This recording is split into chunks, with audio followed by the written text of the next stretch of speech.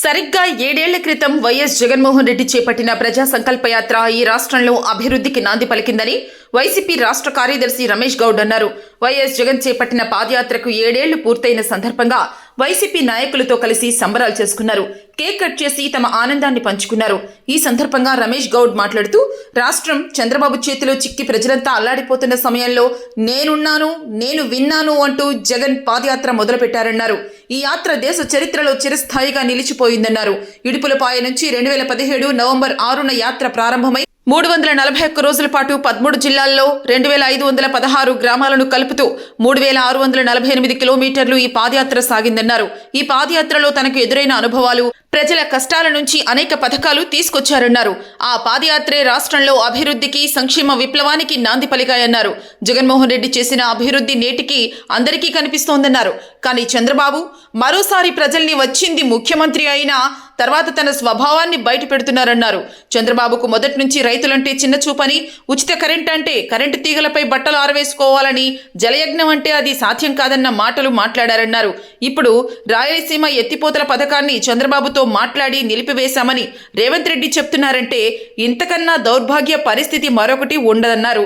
అందుకే రాష్ట్రానికి మళ్లీ జగన్మోహన్ రెడ్డి కావాలని, ఆయన్ని ముఖ్యమంత్రి చేసుకునేందుకు తాము కృషి చేస్తామని రమేష్ గౌడ్ అన్నారు. ప్రజా హృదయ నేత మా నాయకుడు జగన్మోహన్ రెడ్డి గారు ఈ దేశ చరిత్రలో ఒక సువర్ణ అధ్యాయంగా లిఖించబడినటువంటి ప్రజా సంకల్ప యాత్ర చేసి 7 సంవత్సరాలు పూర్తయిన శుభ సందర్భంగా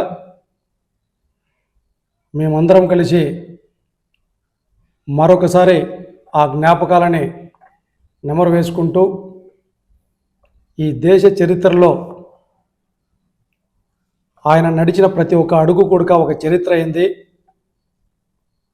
నేను ఉన్నాను, నేను విన్నాను అనే ఒక భరోసా కల్పించినటువంటి సుదీర్ఘమైనటువంటి 3646 కిలోమీటర్ల పాదయాత్ర ఈ రాష్ట్రంలో ఉన్నటువంటి ప్రతి ఒక్క వర్గాన్ని కూడా కలిసి ధైర్యం చెప్పి వెన్నుదన్నుగా నిలిచేసినటువంటి సందర్భంలో ఒక ప్రతిపక్ష నాయకుడిగా దాదాపు 342 రోజుల పాటు ప్రజా సంకల్ప యాత్ర చేసి ఆయన నడిచినటువంటి ప్రతి అడుగు కూడా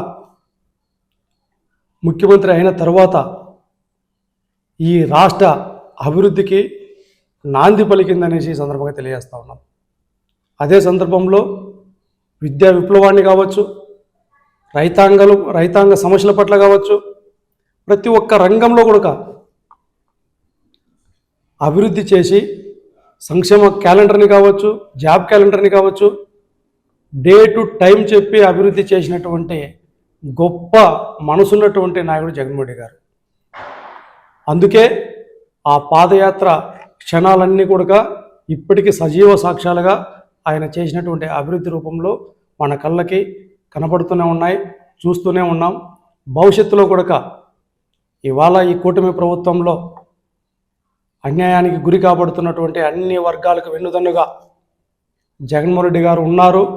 ప్రతిపక్ష నాయకుడిగా కూడా ఈ 18 నెలల కాలంలో సుదీర్ఘమైనటువంటి పోరాటాలు ప్రజల పక్షాన చేస్తున్నటువంటి ఒక దమ్మున్నటువంటి నాయకుడు జగన్మోహన్ రెడ్డి గారి నాయకత్వంలో వైఎస్ఆర్ కాంగ్రెస్ పార్టీ ఈ రాష్ట్రంలో మరొకసారి జగన్మోహన్ రెడ్డి గారిని ముఖ్యమంత్రిని చేసుకొని ప్రజల పక్షాన, ప్రజల అభివృద్ధి కోసం పాటుపడేదానికి వైఎస్ఆర్ కాంగ్రెస్ పార్టీ శ్రేణులంతా సిద్ధంగా ఉన్నారని సందర్భంగా తెలియజేస్తూ, ఇవాళ మనం చూస్తున్నాం, ఒకసారి రైతాంగం గురించి, రాష్ట్ర వ్యాప్తంగా రైతాంగం గురించి ఒకసారి ఆలోచిస్తే మొదటి నుంచి కూడా చంద్రబాబు నాయుడు గారికి రైతులు అంటే చిన్న చూపు.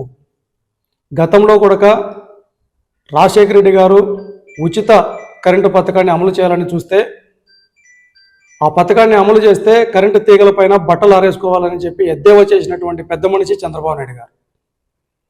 జలయజ్ఞాన్ని ఇది సాధ్యం కాదు అని చెప్పి దానికి ఎన్నో ఆటంకాలు సృష్టించినటువంటి పెద్ద మనిషి చంద్రబాబు నాయుడు గారు.